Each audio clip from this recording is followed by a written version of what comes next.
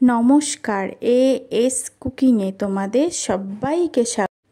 তালের বড়া, বর্ষার সিজনে এইরকম মুচমুচে তালের বড়া কে কে খেতে পছন্দ করো? তার জন্য দুটো তাল নিয়েছি। তালটা ছেঁকে পাল্প নিয়েছি 1 বাটি, সেই বাটিরই মাপ করে নিয়েছি সুজি, আর 1 বাটি চিনি, সেই বাটিরই মাপ করে 1 বাটি ময়দা, আর অল্প লবণ।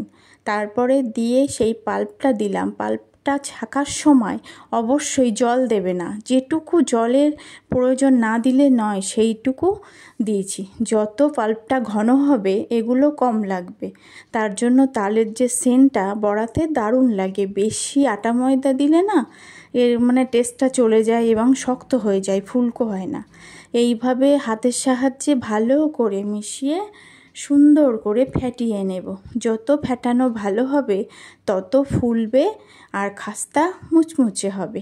এইভাবে নারকেল ছাড়াই সুজি দিয়ে তালের বড়া একবার বানিয়ে দেখো, বোঝাই যাবে না এতে নারকেল দেয়া না, এত সুন্দর হয়। ঘনত্বটাও ঠিক এমন হবে।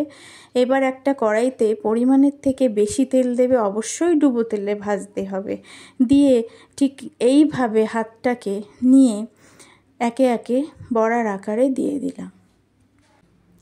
প্রথম হাই হিটে দেব। যখন দেব প্রথম তেলটা গরম হলে অল্প একটু হাই হিটে, তারপরেই লো আছে লো টু মিডিয়াম আছে দেবে। দিয়ে প্রথমেই ঝাঁঝরি দেবে না, একটা খুন্তি দিয়ে একে একে উল্টে দেবে।